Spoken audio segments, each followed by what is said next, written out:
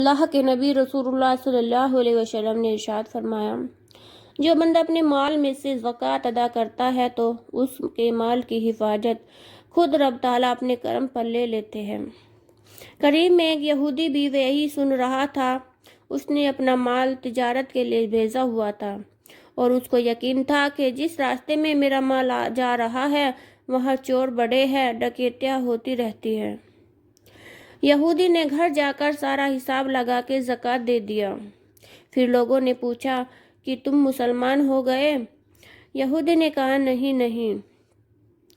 لوگوں نے کہا پھر زکوٰۃ کیوں دے رہے ہو؟ اس یہودی نے کہا میں نے تو سودے بازی کی ہے، مجھے پتا ہے میرا مال جائے گا تو میں نے محمد صلی اللہ علیہ وسلم سے جا کر پیسے نکلوا لوں گا اور اپنا نقصان پورا کرواؤں گا۔ میں نے آپ کے کہنے سے زکوٰۃ نکالی تھی، میرا مال لٹ گیا، نہیں تو تلوار کے زور سے لوں گا۔ چند دنوں کے بعد پیغام آیا کہ جس قافلے میں تیرا مال تھا وہ لٹ گیا۔ یہودی نے کیا کیا کہ تلوار نکالی اور آرام سے نہیں دو گے تو تلوار کے زور سے لوں گا۔ پیچھے سے ایک منادی آواز دے رہا تھا، او جانے والے مبارک ہو، تیرا مال سلامتی سے آ رہا ہے۔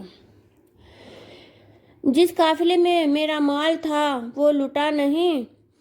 اس منادی نے کہا وہ لٹ گیا لیکن تیرا مال بچ گیا۔ وہ بولا یہ کیسے ہوا؟ جہاں ڈکیتی ہوئی اسی ایک منزل پہلے جس اونٹ پر تیرا مال تھا اس کی ٹانگ میں چوٹ لگ گئی۔ اس نے لڑکھڑا کر آہستہ آہستہ چلنا شروع کر دیا۔ انہوں نے سوچا اگر اس کی اسپیڈ پر ہم چلے تو لیٹ ہو جائیں گے، چلو اس کو پیچھے چھوڑ دیتے ہیں اور ہم چلتے ہیں۔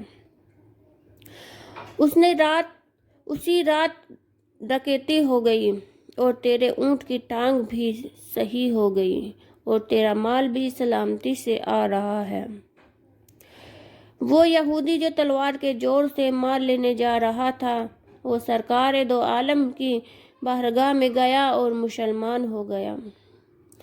زکوٰۃ دینے کی بہت بڑی فضیلت اللہ رب العزت نے بتائی ہے۔ میرے پیارے عزیزو، آپ زکوٰۃ ادا کرو۔